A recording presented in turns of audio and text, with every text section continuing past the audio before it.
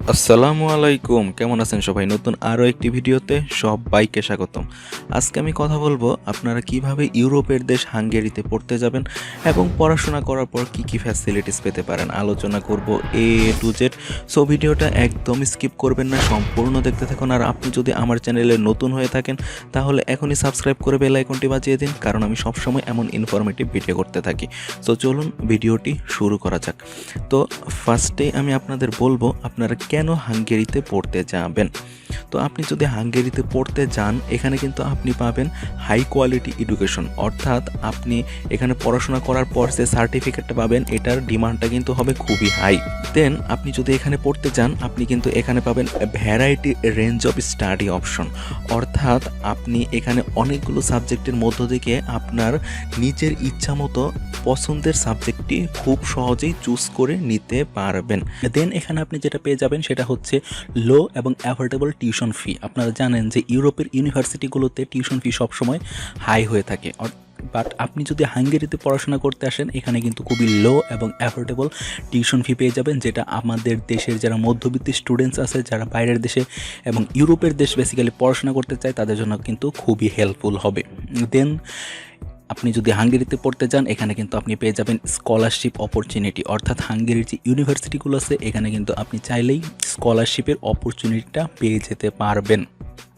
দেন যে বিষয়টা পেয়ে যাবেন আপনি হাঙ্গেরিতে, সেটা হচ্ছে রিজনেবল কস্ট অফ লিভিং, অর্থাৎ আপনি খুব অল্প পরিমাণ টাকায় কিন্তু হাঙ্গেরিতে খুব ভালোভাবে আপনার যে থাকা খাওয়া এটা কিন্তু মানিয়ে নিতে চালিয়ে যেতে পারবেন। দেন যেটা আছে, আপনি হাঙ্গেরিতে খুব সহজেই পার্ট টাইম জব পেয়ে যাবেন।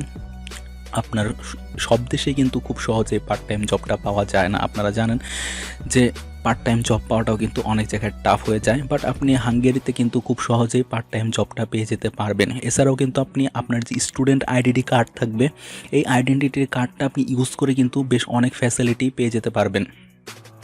এবং এরপরে যে পয়েন্টটা আমি আপনাদের বলবো সেটা হচ্ছে পার্মানেন্ট রেসিডেন্সিটা পেয়ে যাবেন আপনারা পড়াশোনা করার পর খুব সহজেই, যেটা ইউরোপের অন্যান্য দেশে পাওয়াটা কিন্তু অনেক টাফ। দেন আপনাদের হাঙ্গেরিতে আসার অনেক বড় একটা কারণ হতে পারে হাঙ্গেরিকে জানা এবং হাঙ্গেরির যে ট্যুরিস্ট স্পটগুলো আছে এগুলো এক্সপ্লোর করা, কারণ হাঙ্গেরিকে কিন্তু বলা হয় প্যারিস অফ দ্য ইস্ট। হাঙ্গেরির যে রাজধানী বুদাপেস্ট একে বলা হয় প্যারিস অফ দ্য ইস্ট, অর্থাৎ আপনারা বুঝতেই পারতেছেন যে হাঙ্গেরির রাজধানী অনেক সুন্দর একটা জায়গা। সো আপনারা যদি চান হাঙ্গেরির যে আরও যে ট্যুরিস্ট স্পটগুলো আছে এগুলো কিন্তু খুব চাইলে খুব সহজে আপনারা এক্সপ্লোর করার জন্য হলেও হাঙ্গেরিতে পড়াশোনা করতে আসতে পারবেন। দেন আমি আপনাদের লাস্ট যে পয়েন্টটা বলবো সেটা হচ্ছে ইজি ভিসা রিকোয়ারমেন্টস, অর্থাৎ এখানকার যে ভিসা প্রসেসিং সিস্টেম এটা কিন্তু অন্যান্য দেশের থেকে একটু ইজি। সো আপনারা চাইলে কিন্তু এই ভিসা খুব সহজেই প্রসেসিং করে নিতে পারবেন। সো এতক্ষণ আমি আপনাদের বললাম যে আপনারা আসলে কেন হাঙ্গেরিতে পড়তে আসবেন। তো দেন চলুন, এখন যদি আপনি হাঙ্গেরিতে যদি মনোনিবেশ করে থাকেন, পড়াশোনা করতে যাবেন যে কোনো একটা ইউনিভার্সিটিতে, দেন চলুন জেনে নেওয়া যাক যে হাঙ্গেরির আসলে ইউনিভার্সিটিগুলোর ইনটেকটা কখন। তো হাঙ্গেরির ইউনিভার্সিটিগুলোর ইনটেকটা কিন্তু হচ্ছে দুইটা, একটা হচ্ছে স্প্রিং এবং ফল। স্প্রিং ইনটেকটা শুরু হয় ফেব্রুয়ারিতে এবং ফল ইনটেকটা তাদের শুরু হয় সেপ্টেম্বরে। আশা করি বুঝতে পেরেছেন। দেন চলুন জেনে নেওয়া যাক যে আসলে হাঙ্গেরিতে যারা পড়াশোনা করতে যাবেন আপনাদের আসলে কি কি ডকুমেন্টস লাগতে পারে। হ্যাঁ, আপনারা যখন অ্যাপ্লিকেশন করবেন আপনাদের অ্যাপ্লিকেশন করার জন্য কী কী ডকুমেন্টস লাগতে পারে। ফার্স্টে লাগবে আপনাদের যে পাসপোর্ট ফটো আছে সেটার একটা কপি। দেন লাগবে হচ্ছে আপনি যদি ব্যাচেলর পড়তে যান সেক্ষেত্রে আপনার এসএসসি এবং এইচএসসির যে ডকুমেন্টসগুলো আছে সেগুলো, এবং আপনি যদি মাস্টার্স পড়তে যান সেক্ষেত্রে আপনার এইচএসসি ব্যাচেলরের সার্টিফিকেট অ্যান্ড ট্রান্সক্রিপ্ট, এবং এই সকল ডকুমেন্টসগুলো আপনারা কিন্তু এডুকেশন প্রথমে আপনার এইচএসসির যে ডকুমেন্টসগুলো আছে আপনারা বোর্ড থেকে অ্যাটাস্টেড করে নেবেন। দেন আপনার ব্যাচেলরের যে সার্টিফিকেটগুলো আছে সেগুলো ইউনিভার্সিটি থেকে আপনি অ্যাটাস্টেড করে নেবেন। দেন আপনার সকল ডকুমেন্টসগুলো আপনি এডুকেশন মিনিস্ট্রি এবং ফরেন মিনিস্ট্রি থেকে অ্যাটাস্টেড করে ভেরিফাই করে নেবেন। দেন লাগবে হচ্ছে আপনার আইএলটিএস সার্টিফিকেট। আর আইএলটিএস সার্টিফিকেট যদি আপনার না থাকে আপনি কিন্তু মিডিয়াম অফ ইনস্ট্রাকশন দিয়েও অনেক ইউনিভার্সিটিতে অ্যাপ্লাই করতে পারবেন। দেন লাগবে আপনার রিকমেন্ডেশন লেটার। অনেকে কিন্তু আপনার রিকমেন্ডেশন লেটারটা কি বুঝতে পারেন না। সো রিকমেন্ডেশন লেটারটা হচ্ছে আপনি যে বাংলাদেশ থেকে হাঙ্গেরিতে পড়তে যাবেন, আপনি যে ইনস্টিটিউশনে পড়াশোনা করেছেন সেখানকার একজন প্রফেসর আপনাকে রিকমেন্ড করবে আপনি হাঙ্গেরিতে পড়াশোনা করতে পারবেন এবং হাঙ্গেরিতে পড়াশোনা করার যোগ্য, এই মর্মে সে একটি লেটার লিখে দিবে। সেটাই কিন্তু হচ্ছে রিকমেন্ডেশন লেটার, এবং এটা আপনি যখন জমা দিবেন হাঙ্গেরিতে তখন কিন্তু আপনার হাঙ্গেরির ইউনিভার্সিটি থেকে আবার পুনরায় রিচেক করে এটা ক্রস ভেরিফাই করা হবে। আশা করি বুঝতে পেরেছেন। দেন লাগবে আপনার মোটিভেশনাল লেটার। মোটিভেশন লেটারটা কিন্তু খুবই জরুরি বাইরের দেশগুলোতে পড়াশোনা করতে যাওয়ার জন্য, কারণ আপনার অ্যাডমিশনের অফার লেটার, যে ইউনিভার্সিটি থেকে আপনি অফার লেটারটা পাবেন, এটা কিন্তু মোটিভেশন লেটারের উপর অনেকাংশে নির্ভর করে। সো আপনারা খুবই গুরুত্ব সহকারে এই মোটিভেশন লেটারটা লিখবেন, কারণ মোটিভেশন লেটারটা খুবই গুরুত্বপূর্ণ। দেন লাগবে হচ্ছে আপনার সিভি, এবং আপনি যদি হাঙ্গেরিতে ইন্টারেস্টেড হতে চান দেন লাগবে হচ্ছে আপনার সব স্টেট অফ পারপাস, আপনি কেন ইউনিভার্সিটিতে পড়তে যেতে চাচ্ছেন এবং আপনার এই সাবজেক্টে ফিউচার আপনি কী করতে চান এবং এই সাবজেক্ট নিয়ে আপনি ফিউচারের প্ল্যান কী, এগুলো আপনি ডিটেলস লিখবেন আপনার সোপে। সো আশা করি বুঝতে পেরেছেন। দেন চলুন আসলে আপনাদের আমি একটা আইডিয়া দেওয়ার চেষ্টা করি যে হাঙ্গেরিতে যারা পড়তে যাবেন তাদের আসলে খরচটা কেমন হতে পারে, আপনাদের খরচগুলো আসলে কোন কোন খাতে হবে। সো আমি এখন আপনাদের যে হাঙ্গেরির যে ইউনিভার্সিটি আছে হাঙ্গেরি অফ বুদাপেস্ট, এটা সম্পর্কে চলুন একটু বলে দেই, তাহলে কিন্তু আপনারা বুঝতে পারবেন যে আসলে আপনাদের কস্টের আসলে রেঞ্জটা কেমন হবে। সো আপনার Budapest university of technology and ইকোনমিক্সে যদি আপনারা ভর্তি হতে চান সেক্ষেত্রে আপনাদের যে অ্যাপ্লিকেশন ফি লাগবে, একটা অ্যাপ্লিকেশন ফি লাগবে $100। দেন টিউশন ফিটা হবে আপনার 3200 ইউরো, এটা হচ্ছে পার সেমিস্টার। আশা করি বুঝতে পেরেছেন। দেন লাগবে হচ্ছে আপনার অ্যাকোমোডেশন যে ফিস আছে এটা হচ্ছে আপনার 100 ইউরো থেকে কিন্তু 250 ইউরো পার মান্থ হবে।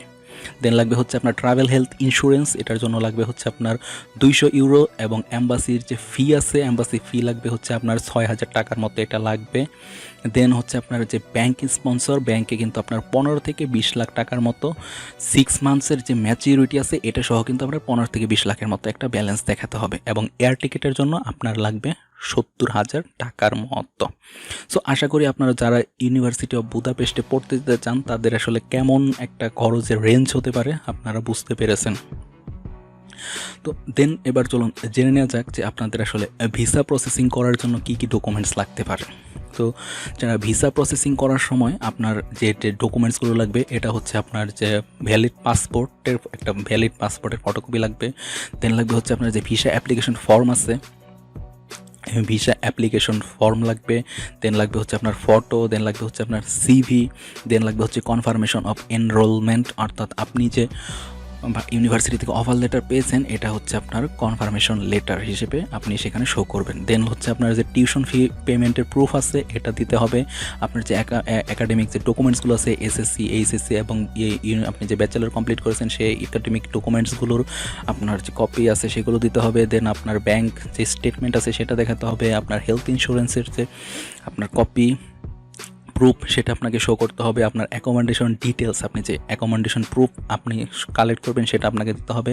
দেন আপনাকে দেখাতে হবে বার্থ সার্টিফিকেট এবং পুলিশ যে ক্লিয়ারেন্স আছে, আপনার যে কোনো ক্রিমিনাল রেকর্ড নেই এটার জন্য কিন্তু আপনার পুলিশ ক্লিয়ারেন্স যে কপি আছে এটা কিন্তু আপনাকে শো করতে হবে। দেন লাস্ট আপনার দেখাতে হবে মোটিভেশনাল লেটার। আশা করি আপনাদের ভিসা প্রসেসিংয়ের জন্য কী কী ডকুমেন্টস লাগবে আপনারা বুঝতে পেরেছেন। তো দেন আপনারা যদি হাঙ্গেরি ইউনিভার্সিটিতে পড়াশোনা করতে যান সেক্ষেত্রে আপনাদের কিন্তু কমন কোশ্চেন থাকে যে আমরা আসলে পার্ট টাইম জব পাবো কিনা, আমাদের লিভিং কস্টটা কেমন হবে এবং আমরা পিআর ফ্যাসিলিটিস পাবো কিনা। তো এবার চলুন জেনে নেওয়া যাক যে আসলে পার্ট টাইম জবটা পাবেন কিনা। হ্যাঁ, আপনি কিন্তু হাঙ্গেরিতে অবশ্যই একজন স্টুডেন্ট হিসেবে পার্ট টাইম জব করতে পারবেন। আমি আগেই বলেছি এখানে স্টুডেন্টরা পার্ট টাইম জব করতে পারে এবং এখানে উইকলি আপনারা 20 ঘন্টার মতো পার্ট টাইম জব করতে পারবেন, এবং হলিডেগুলোতে কিন্তু আপনারা ফুল টাইম জব করতে পারবেন, অর্থাৎ 40 ঘন্টা পার উইক কাজ করতে পারবেন। দেন এবার চলুন জেনে নেওয়া যাক যে আসলে হাঙ্গেরিতে লিভিং কস্টটা কেমন হয় একজন ইন্টারন্যাশনাল স্টুডেন্টসদের। হাঙ্গেরিতে কিন্তু যদি আপনি লিভিং কস্টটা এটা যদিও অনেকটা কিন্তু নিজের উপর ডিপেন্ড করে, বাট আপনি যদি হাঙ্গেরিতে ঠিকঠাক মতো চলাফেরা করেন সেভিংস করে আপনার কিন্তু 350 ইউরো থেকে 700 ইউরোর মধ্যেই হয়ে যাবে ইনশাল্লাহ, কারণ হাঙ্গেরির লিভিং কস্টটা অনেকটাই কম। দেন এবার চলুন জেনে নেওয়া যাক যে আপনি পার্মানেন্ট রেসিডেন্সি অর্থাৎ পিআর সুবিধাটা পাবেন কিনা। হ্যাঁ, আপনি কিন্তু যদি আপনার যে সাবজেক্টে পড়াশোনা করতে যাচ্ছেন, আপনি যে স্টাডি পারপাস আছে এই স্টাডি পারপাস করার পর এটা আপনার যে পড়াশোনা আছে এটা শেষ করার পর আপনি যদি যে 9 মাসের একটা আপনাকে জব সার্চিং টাইম দেওয়া হবে, এই টাইমের মধ্যে যদি আপনি ফুল টাইম জব ম্যানেজ করতে ফেলতে পারেন এবং যদি একটা না আপনি 5 বছর স্টে করেন দেন কিন্তু অবশ্যই আপনি পিআর যে ফ্যাসিলিটিস আছে এটার জন্য অ্যাপ্লাই করতে পারবেন, এবং তাদের আরও যে রিকোয়ারমেন্টস আছে সেগুলো যদি ফুলফিল করেন ইনশাল্লাহ অবশ্যই আপনি পিআরটা পেয়ে যাবেন। সো আজকের ভিডিওতে এতটুকুই। এরপরেও যদি আপনাদের আরও কোনো কোশ্চেন থাকে আশা করি আমাকে কমেন্ট বক্সে জানাবেন, আমি অ্যান্সার করার চেষ্টা করব। সো আজকে এতটুকু, সবাই ভালো থাকবেন, খোদা হাফেজ।